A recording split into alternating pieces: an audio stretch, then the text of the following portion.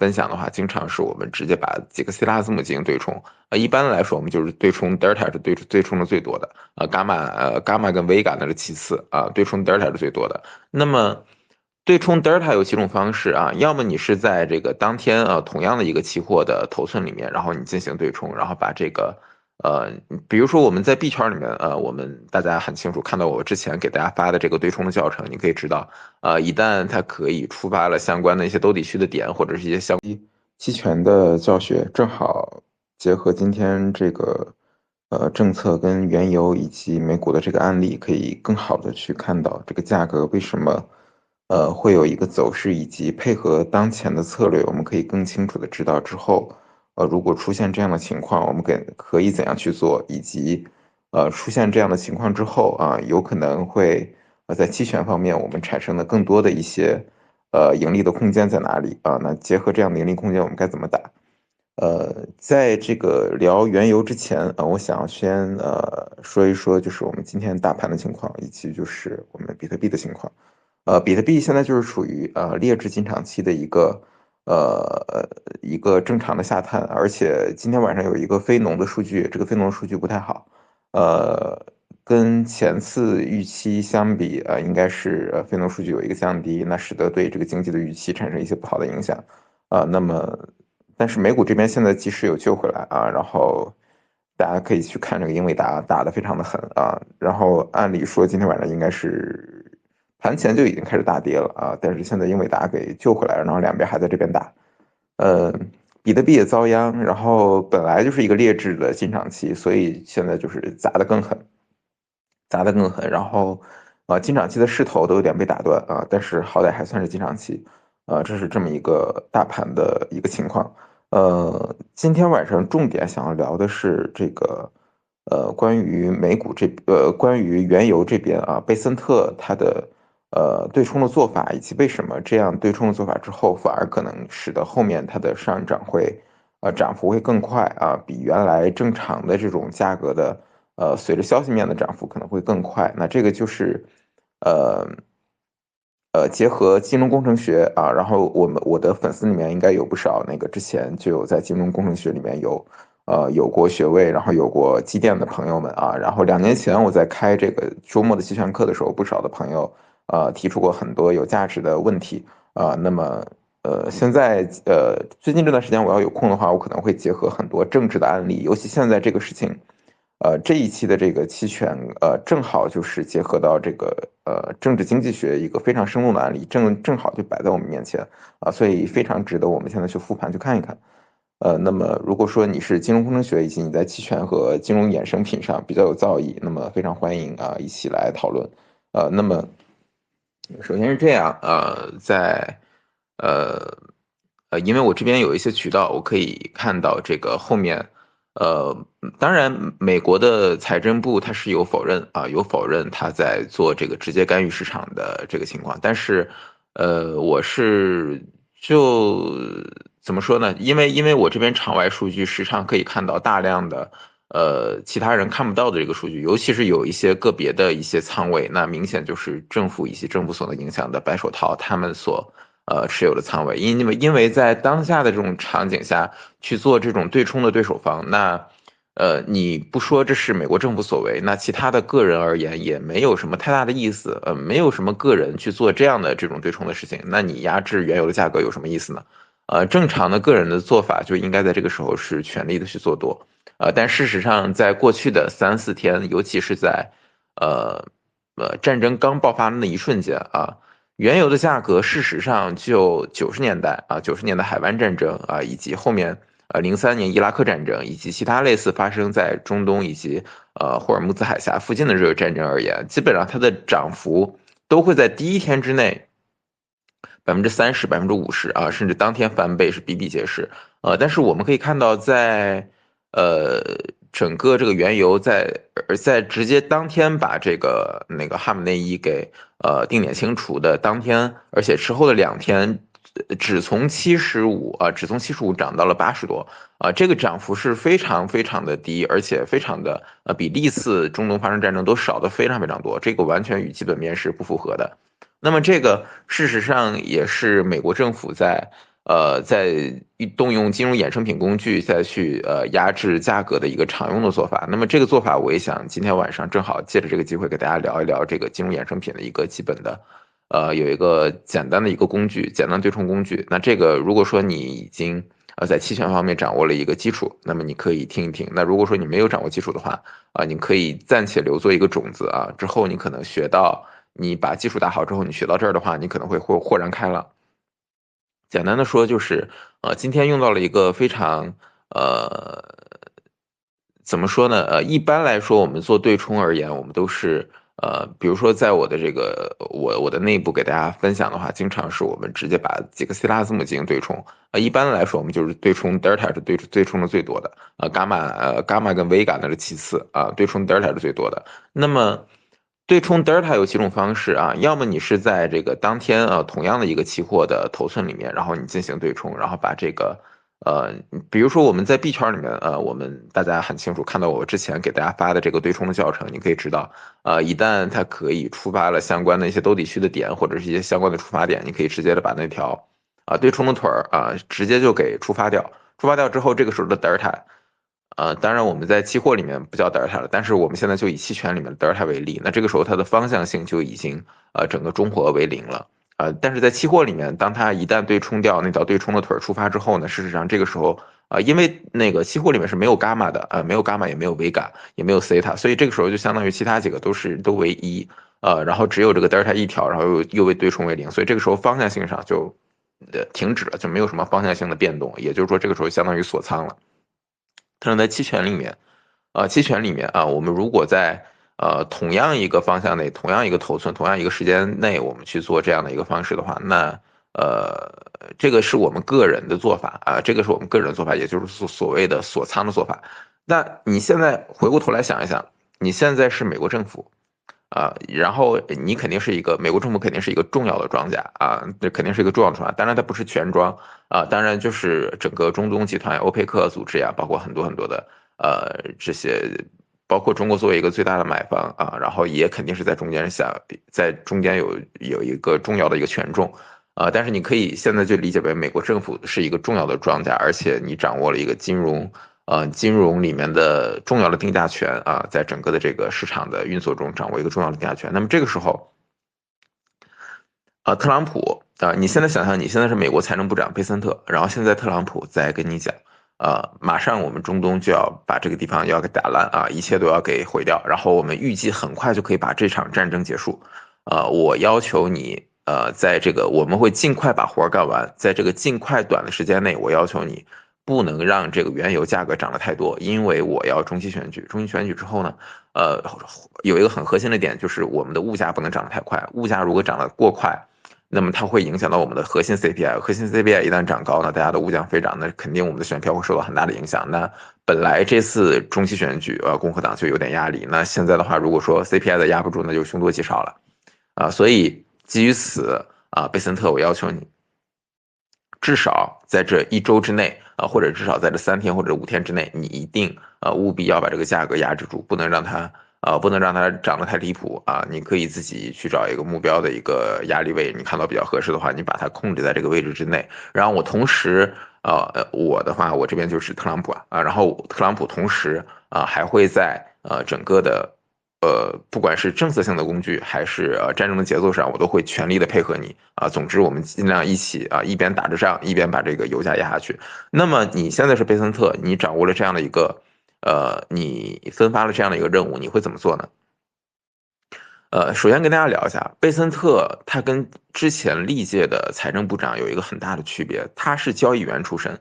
贝森特是交易员出身，而且贝森特在金融衍生品工具上的造诣非常的高超非常的高超，所以就是他在这方面的能力是毋庸置疑的而且他有足够的能力和工具可以去应对当前的局面。可以去应对当前的局面也就是说，他的做法，那有足够的工具以及足够的方法去应对当前的局面的意思，也就是说，假如说他动用他白手套的钱，以及动用他的这个整个他所能影响到的金融参与者的这些大量的资金，再去做这样对冲的事情，他的交易者背景，他的交易者40多年的这个四五十年的这个对冲基金交易者的这个本领就能够让他保证至少他去参与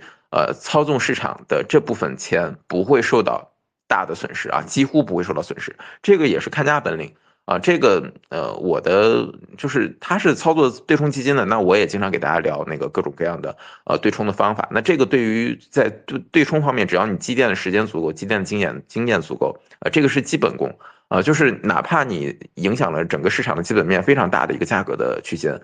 但是你只要对冲做得好，你仍然不会有什么损失，甚至是还会有盈利。所以对他来说，就是无非就是操作以及去影响几个财政的实体去完成这样的事情而已。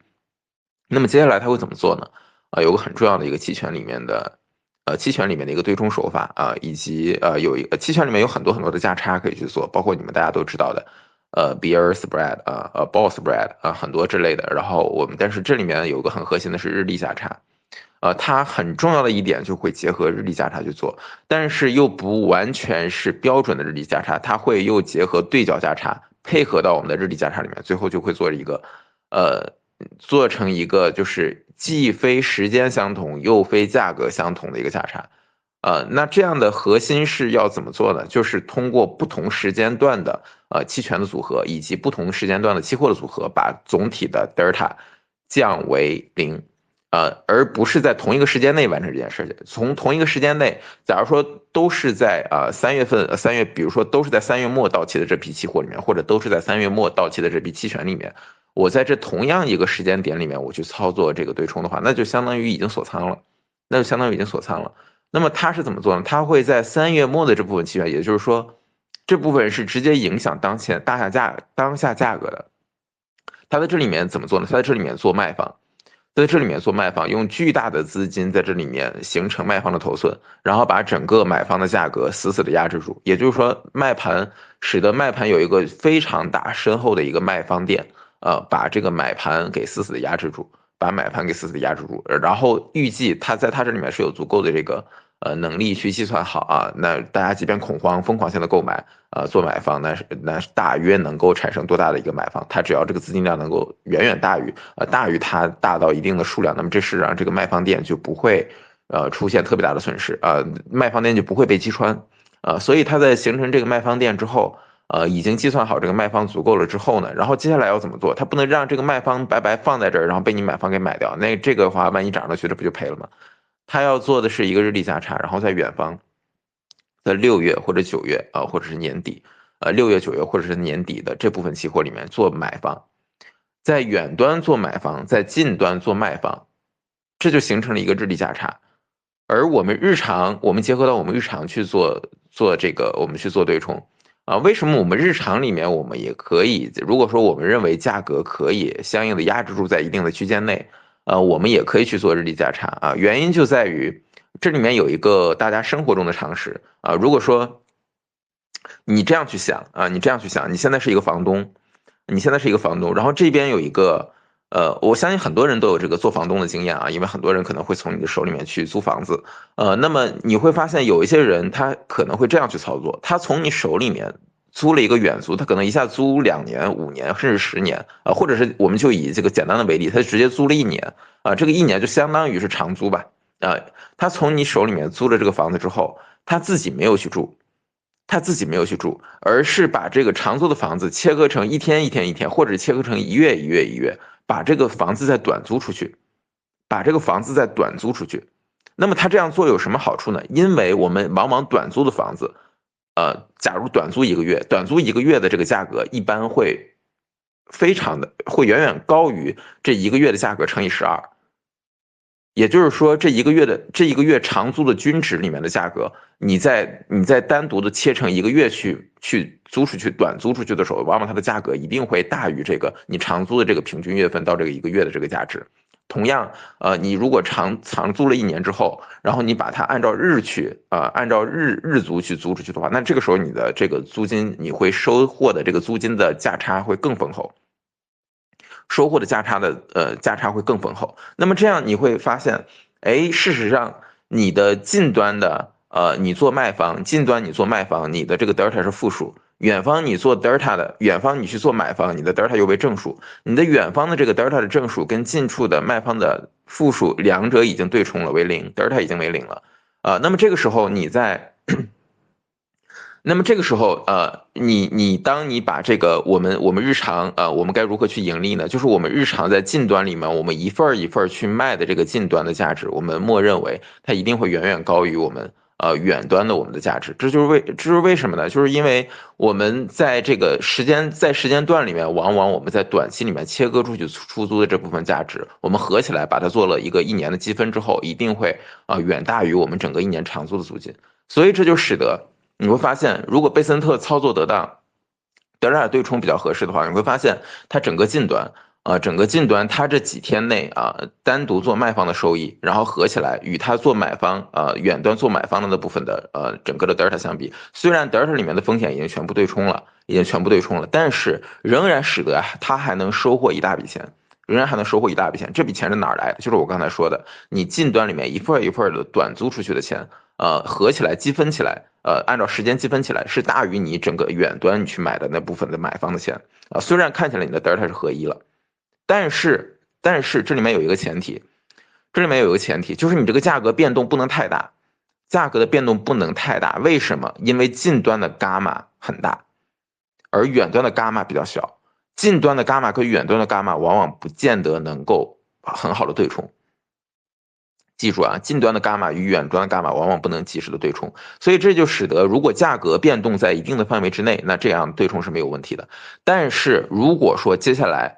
你这个价格变化特别大，那典型的就是原油现在的价格。也就是说，贝森特可以拍着胸脯跟特朗普保证OK，5天之内你说好了，5天之内、3天之内或者3天之内我帮你把价格压制住，3天之内我给你把价格压制住。如果说这3天之内你不能把活干完，那后面的话我也没有办法去更好的解决了，我也没有办法去帮你更好的去做了。而那个时候可能价格的会涨得更凶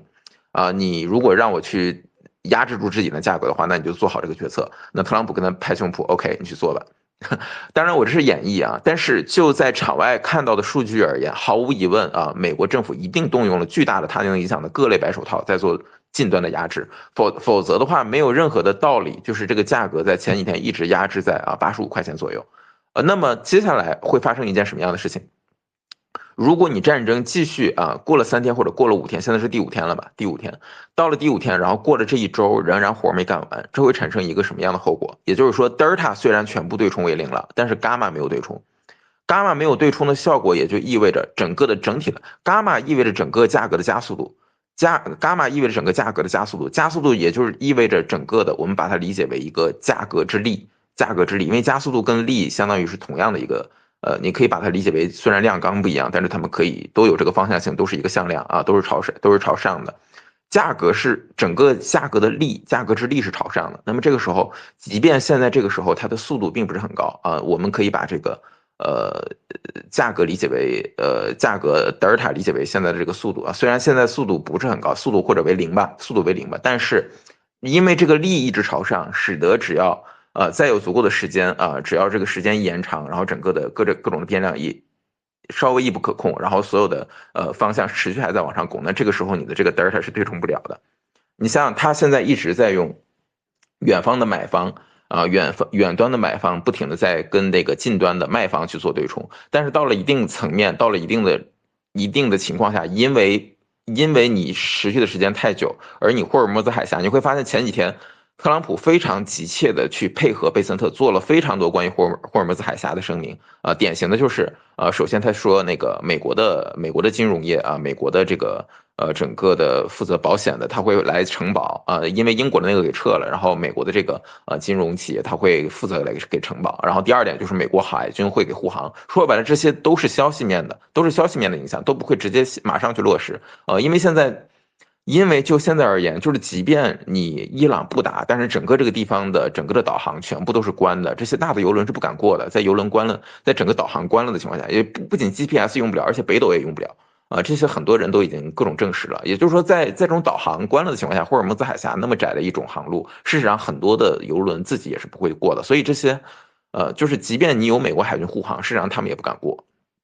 所以前几天的声明更多全部都是消息面的博弈，就是为了帮助贝森特把这个近端的这个期权的头寸给压制住，压制到90以下压制到90以下。那么，但是到了现在是周末了，到了周末这最后一天，而且已经战争持续5天，仍然还没有彻底的收尾。虽然现在的这个弹道导弹跟这个无人机已经降落到今天应该15都开始接近个位数了。但是毕竟仍然整个政权仍然没有完全投降的这个迹象啊，虽然已经传出了可能有这个接洽的可能，但是仍然没有完全的结束所以这个就会使得大家短期不管是原油也好，包括那个 LNG 天然气也好，他们短期其实还能撑住，因为这个原油在路上，还有很多的船在路上，还有这个源源不断的这个时间可以去做调整但是如果超过1周之后，这个在供应链上的影响就开始显现出来。那么当这种时候，你再去用远端做买方，然后近端做卖方。用这样的方式去做日历价差，你会发现呈现一个什么样的后果？就是你的德尔塔越来越对冲不了了，就是你要对冲现在的德尔塔会越来越困难，因为你这个伽马变大了，伽马意味着整个大家的这个情绪的蓬勃之力，疯狂的想要就是要往上冲，就是要把这个价格往上冲。那么这个时候伽马越大，你现在德尔塔即便为零，但是你付出的成本就越来越高。到了一定的临界值，你再去远端去做这个买方就不划算了。你即便现在德尔塔是仍然可以把它对冲为零，但是越往后你的成本越高那么这些资金作为这个美国政府的白手套，他想要再继续去做对冲，帮你做价格压制，他不能做无本之利他要做这样的事情也必须要有盈利，或者至少说不亏吧，至少说不亏。但是如果接下来再往下做这样的事情，风险就比较大了，风险就比较大了。比如说大家如果说现在可以去看那个。大家可以去看那个几个数据如果说你现在有这个大宗的这个能看到大宗价格的原油数据的话，你可以看到不管是原油的期权还是原油的期货6月、9月还有年底的这3个时间点他们的这个买单，大家可以关注一下他们的买单。当然战争之后，大家肯定都是多买了，都是多买的，这个没有问题。但是你会发现它的头寸，当然这个我直接这样讲，像这样直接讲的话，你实际上对比其实也不太科学。但是你可以近似的去看看，因为这个真正的要去看是要通过我们那个波动率曲面，通过波动率曲面来看整个的这个曲线是否是一个健康的一个微笑曲线。那么事实上你会发现，整个这个波动率曲面这个微笑曲面在远端是持续的在被修复持续的在被修复，持续的在给买入所以这个远端的曲线在远端的这部分是持续的在上升的，也就是说这个微笑曲线的远端的右边这一侧是持续的在变得更陡峭，持续的变得更陡峭这个只要是你做这个金融工程学做这个衍生品一段时间之后，你对这个波动率曲面你比较了解之后，你都知道我在说什么，你自己可以去看一下。它这个波动率曲面的右端是明显的在倾斜，更往右。但是这个波动率微笑曲面右边更倾斜，这个往往不是一个健康的状态，这往往就一定意味着有大的资金或者大的庄家在干涉这个事情。那么最终它会平衡，它会怎么平衡？这个微笑曲线的左端，就是微笑曲线，因为右边相当于这个嘴角左嘴角一直在上扬的过分，那么它的右左脚一直在上扬的过分，那么它的左嘴角早晚也会补上去。它最终也会两边的这个微笑会平衡。那么这个平衡会诞生在什么时刻？那就是今天，就是今天。为什么会诞生在今天？为什么会诞生在今天？因为今天有一个很重要的点，就是首先战争拖到了今天，现在这个是这一周的最后一天结算日。这个是最后一天结了。其次就是伦敦那边已经结束了，就是整个这一周这个结算。然后，所以在今天这一天是一个非常重要的日子，同时又结合着一个非农数据的一个公布今天的美股和各方面都必须要进入一个深度的结算在这样的一个时间点那事实上你再去你如果说不是战争在短期结束的话你一直去压制住它的价格也没有意义，因为它的这个做法毫无疑问就是一开始就是做好了准备，就是3天或者5天之内直接这个活彻底的干完。但现在这个活还有零星的很多点还没有结束所以他就不得不接下来要怎么做呢？那就是我之前多次给大家讲的就是我可能有一部分那个我的朋友们有听过，但是有很多朋友应该没有听过。你听过的你就知道我在说什么就行了，没有听过的以后你再看我的教程。就是当这个近端你做卖方一直在用远端做买方去进行日历价差的对冲的时候，当最后你这个价格的波动超过了一定区间，也就是说，比如说像今天晚上这样的情况，最终会产生一个什么样的效果？就是当你最后发现你的这个价格的向上以及这个伽马过大，你再去对冲它的这个成本太高的情况下，你要怎么去找补？你要怎么去找补？那么作为这个资金最佳的选择，就是在现在这种时刻，在你预计你这个整个的卖方店要被冲破的时候，你要么在你做期权方，你就在期货那边直接在这个时候进行买入，直接在同样的一个近端里面进行买入啊，直接在近端去对冲近端的德尔塔，这个时候才能把你的这个成本对冲的成本给降下去。在近端去对冲你近端的这个德尔塔，或者是你如果现在你就想操作期货的价格，然后你可以在期权那边啊，在期权那边在近端啊直接把它给买上去。那么这也就意味着什么？就意味着认输了，就意味着对冲方要对现在市场的这个大的这个方向要进行认输，因为不认输不行。你这个波动率曲面可以改变一时，但不能改变一世波动率曲面不能改变一世它可以有一段时间它一边是更加倾斜、更加陡峭，但你不能长时间的让它处于这样的一个畸形的状态，你必然两边的波动率是要进行修正，两边要进行平衡。两边要进行平衡。所以为了要整个市场，为了要让整个市场进入新的一个平衡的状态，那么它一定会修正这个波动率的这个倾斜，一定会修正这个波动率的倾斜。那么怎么修正那就是在近端把这个买方再给买上去。那么要么是别人买，要么他自己买。那么今天这种情况，在我这边场外的观测里面，也跟前几天做卖方是同样的一批人，现在又把这个价格买上去了。为什么？就是因为他，与其让你们把我这个卖方店给买穿，我不如我自己把它买上去算了。就是我自己用近端的对冲，赶紧把我近端的这个敞口给封闭，赶紧把我近端的敞口给封闭，这样就使得整个日利价差作为这个压制价格的对冲方，作为这个对冲基金或者是压制价格的这个对冲方，我直接让我整个的资金保本回来，然后同时也宣告着这一段时间的价格压制没有压成，没有压成所以这个就是整个这一套的这个那个贝森特用这个日历价差的方式，然后把整个的期货把整个的近端的期货压制住了这么多天，始终保持在90以下的一个大致的一个操作中间会有很多的细节有一些瑕疵但是不影响大局，它就是这么做的。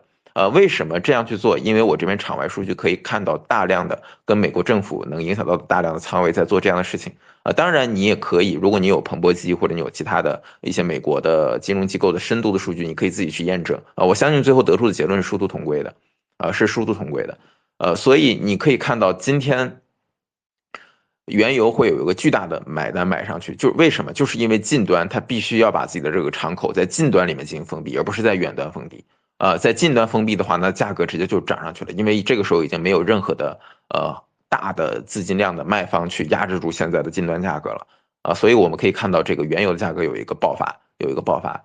与前几天的那种价格压制住相比是不可同日而语的。你以这样的这种金融的动荡，在中印直接把一国的元首直接给另眼清除的情况下，竟然只从70多涨到80多，这个对于历届的中东的战争而言都是不可想象的那这一轮应该是我翻那个金融史而言大宗的金融史而言是第一次，应该是第一次看到美国的，因为美国这一年来事实上都在对这个原油价格进行压制。但是并不是都是通过日历价差它也有通过对角价差，来做，但是这次是以日历价差为主，贝森特它的主要的金融工程学的工具几乎主要就用在了这个原油上，而且我觉得他做的非常好，在过去的一年里面，原油的价格你不能全部说这是美国大批量，当然美国的大批量的增产这也是其中的一部分的原因但是金融工程学上的应用，在我看来是起到决定性的作用。这点就是我是要对这个贝森特他自己的专业性是一定是点赞的，因为他自己也是作为同样的对冲基金的一个操盘手他自己是非常在这方面有足够的造诣有足够的方法学工具去完成。他之前当然更多是参与者，更多是参与者，他现在是作为一个最大的操盘手去直接去在全世界的领域里面进行大宗的操盘，我觉得他做的不错。那至于这一次，我觉得贝森特尽力了。因为压制这个价格呢，压制1周的时间，始终保持在90以下，在我看来，这已经是一个非常巨大的奇迹，他尽力了。那这个这么磅礴的伽马向上，你德尔塔封闭的再好，往后的一个你无法避免，就是有可能深夜或者是某个时间段忽然有一个非常巨大的买盘直接给它买穿，那这样的话，它的整个的对冲的这个两端可能都会出现不可预知的风险。那与其这样，就不如自己把这个卖方给撤掉，自己把这个敞口在近端封闭，是最好的选择。所以他现在也是一个无损退场，就是帮他办这个事儿的，帮他干脏活的这个事儿的这个操盘手，和资金方都是无损退场，几乎是无损退场，无损退场啊，我这里差不多能算出来，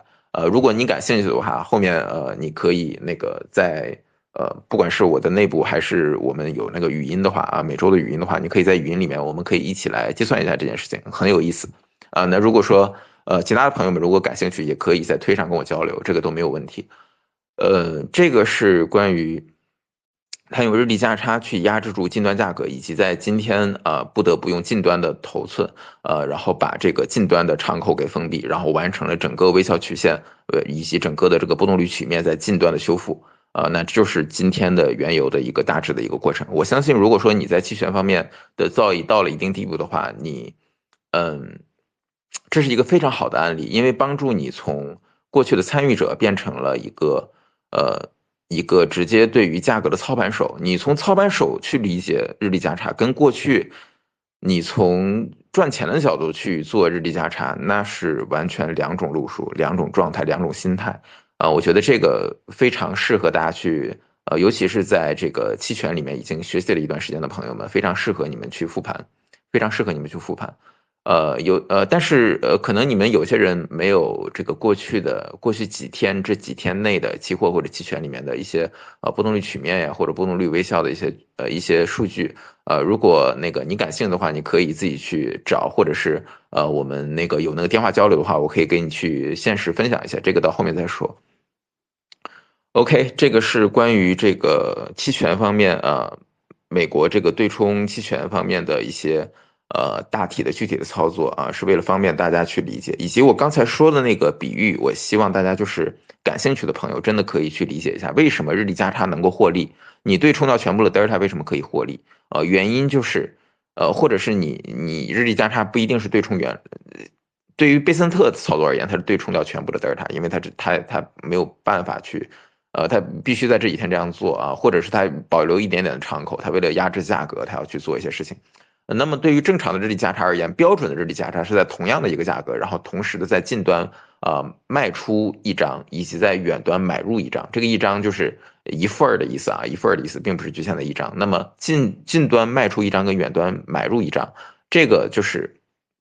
是一个日历价差的标准做法。然后它的这个盈利曲面、盈利曲线表现在一个 X 轴之上，一个向上的一个类似于圆锥的一个曲线，一个曲线向上形成一个锥体，然后再向下的下来。也就是说，它的这个盈利的这个图形类似于是一个三角形，类似于是一个锐角三角形。锐角三角形，然后这个三角形的落在的这个价格，它的这个盈利的价格是落在了行权价附近，也落在了他们现在正在操作的这个价格附近，也就是说，应该是在前几天如果一直是在85附近吧，再加上85附近的话，这个价格，如果最终价格真的是打到了最后这一段时间内，那么然后打到了85附近，然后这个战争还能顺利的结束那么不仅它不会受损失，而且它还会盈利颇丰。那事实上就是没有这么好的事情啊，战争往往开始的时候不是那么好收尾，那么至少就现在而言，收尾还有一定的时间，那么所以就是他没有拿到这个日历价差的这个正常的收益，但是对于你在日常生活中，就像我刚才说的，你去长租一个人的房子，然后你中间把它切割成一份一份的短期，把它再短租出去，事实上你赚的就是日历价差的钱，你赚的这部分钱的日历价差的利润来自于你短期的这部分的。假如说你一直就是能够顺利租出去，然后租出去12个月短约，或者是你一直能日租出去，每天租出去，然后每天租出去的这个价格，然后积分到了整个一年里面365天，你最后发现这个价格会远远高于你原来你长租一年的这部分的这个租金，那么这部分的这个价值的差就是日历价差的利润所在。同理，如果说你作为一个大的资金庄家的一个操盘手，你去操盘在近端去卖出，在远端去买入，同理也是一样的你会最后在近端里面这个积分到一个足够长的这个时间之内，你会发现最后你在远端和近端整个的积分相比较起来，它是远远大于你的这个远方的这个买端的，所以最终你是盈利的。但是它前提是你这个价格不能远离你做日价差的这个形成价这个价格太远。那么现在就由于整个的这个大家的整个的主要是这个市场的变动以及整个的历史的进程啊，还有这个战争的各种不可控，那最终没有他拿到这个最大的这波利润那我觉得已经做得很好了啊。对于贝森特而言，我觉得他的专业性已经在过去1年得到了验证，而且我觉得他做的确实不错，所以我觉得没有什么可说的，能在这1周之内把价格压制到90以下，我觉得就已经做得不错了。那至于今天晚上，那就是相当于大家可以看到它属于一个磅礴的向上的过程，那就是它要在近端把这个敞口给封闭，然后获利了结，那这个时候它也没有办法再继续在这个近端里面去做一个对冲的一些动作啊，可能接下来一段时间就是一个放飞的状态了。这个原油就会是一个放飞的状态，就会是一个彻底的市场的一个行为啊。美国作为一个对冲的一个对手方呢，可能在这段时间里面，它不会再做更多的动作，因为也意义不是特别大，因为这个价格一旦破了之后，突破了行情价周边的一定范围之内，它这个白手套也没有办法获利，那只能说赶紧的先撤走，先保证不亏。那接下来这段时间呢，就只能说是一个市场接下来自己走的一个行为，那很可能价格会涨得非常凶，价格会涨得非常凶。但是就我自己感觉而言呢，而且大家可以看那个，今天晚上应该是非农之后，特朗普应该是有一个讲话是吧？我还没来得及看，但是我大致看了一些那个文字的简写，呃很有意思啊，很有意思。因为这个非农之后，因为这个非农数据稍微有一点差，同时原油同时这个原油又确实就是压制不住了。那我相信他们也尽力，特朗普也很清楚，他作为商人，虽然他没有对冲基金的这个背景，但是他这方面是非常门清的啊，他只是不知道具体操作怎么做而已。但是对于他而言，他也知道，就是这一波价格压制相当于失败了。他跟贝森特肯定是预计的，就是5天之内就能全部搞定，但事实上还没有搞定。那么这个也没有什么可说的，那就认就行了。所以就是在这个非农数据出现这样的场景，以及原油要出现暴涨的情况下，一个 CPI 会出现一个很大的涨幅，那美国老百姓又会发现自己的物价涨了，同时美股今天晚上看能不能救得好。那如果今天晚上救不好的话，就这个非农数据还是会砸下去，让美股又会砸下去。那可以说，这个特朗普这一届的这个中期选举，可以说就是凶多吉少了，凶多吉少了，就是非常的前景非常不明朗了，可以说就是输了。那所以，如果说中期选举已经预计在输了的情况下，那其实反而在这段时间就不如就放飞算了。所以就是特朗普可能就是很多人说他最近的刚刚的这个讲话可能是有点放飞的状态，有点放飞的状态，也知道中期选举是可能性不大了。但是这个我是觉得先不用那么急着下定论。那如果说真的接下来的战争就是还是要持续很久，同时这个美股今天晚上也没救起来的情况下，那确实就是如此。那如果说战争还有变数啊，能够有一个很快的一个完成，同时这个美股也很好的就救回来这情况下，那其实中期还是有可能的，中期还是有可能的，尤其是携战争胜利之余威啊，那个的情绪的蓬勃之力也是非常的难以抵挡啊，所以我们接下来就看看吧，挺有意思的啊，因为战争中波动就是很大，所以我建议大家。虽然站在这个我们大的仓位的立场上，我们肯定这段时间不要去做重仓的行为，但是小仓位我非常建议大家在战争期间去好好的去做一做单，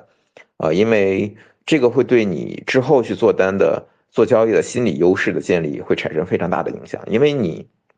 我们人这一票做完，这一次战争结束，未来20-30年可能都没有一个这样规模的这种层面的这种重要的战争再出现。那当这样的一个战争，所以就是你可能这种波动的这种情况，你都会很少再遇见了，所以就是如果说你在这样的大浪中你都游过泳，你后面再碰见各种各样的所谓的非农数据公布啦，又什么什么新的，又什么什么出现了什么什么游行呀，哪国政治或者是什么什么选举又惨败了，就碰见这样的事儿，我相信对你来说就是一笑可置之的，因为你大浪里面你游过泳，小波小浪你就不会放在眼里所以那个时候你对你的心态的稳健会有非常非常重要的作用。所以我建议大家就是用不影响你整个总体仓位的小资金，你在这段时间里面去做一做让你的心态去体验一下这种大浪的搏击的这种感受这是非常非常不一样的，非常不一样的。我自己聊聊生活中的事儿。我虽然在海边长大，我虽然在海边长大，但是我会游泳，会的非常的晚，基本上可能到了高中阶段，我可能才是系统性的我去学一学游泳，我去学一学游泳。然后小学跟初中阶段，我基本上就是在海边，我就是踩水，然后在游泳池基本上也就是随便那么晃一晃、荡一荡的状态。但是到了高中之后，有一段时间，我的那个游泳的技能突飞猛进，就是因为我开始有一个夏天，我在这个海边的那个沙滩，海边沙滩，然后系统性的从这个，它有两片礁石，然后礁石那边有一个离岸流，那边是不能游，然后在这个两个离岸流中间大约有150米左右，基本上处于每天都会从沙滩的这边游到沙滩的那一边，持续的就是这么搞了大约是30多天，30多天之后。这个游泳技能，我觉得等到我再回到这个，不管是游泳池，回到游泳池那就不用讲了，就简直就是你游都游的根本就浑身都不自在，这根本就是你的，它不属于你游泳的天地。那另一方面就是，比如说有那种那个去泰国啊，它有那种那个水上公园，有那种人造浪啊，还有很多地方它有这种那个室内的这种造浪的这种地方。你会发现就是各种不尽兴，根本就不行。就是这种，我觉得跟交易是非常像的。你必须要体验这种大浪的博弈之后，你在这种小波小浪，你就会觉得，嗨，就是一切尽在不放在眼里。然后你会有非常多的方法去调整呼吸啊，调整你的姿势啊，调整你的方位啊，调整你的力度呀，就是游刃有余啊。所以就是不要去因为战争就不敢做单，我觉得不要这样啊，就一定要让你的心态在这段时间里面充分得到洗礼啊。这样的话，到后面你会。如果这个战争能再持续一段时间的话，然后这段时间可能1周以上的时间呢，大家我相信很多人的这个心态都会产生很大的一个反转。事实上，人的变化就是量子态的。我那天还写了一个推，就是人真的要经常庆功，人真的要经常庆功啊！出现好的事情，出现你的交易的成功，或者是你的生活中的任何一点小小的进步，你要懂得去庆祝。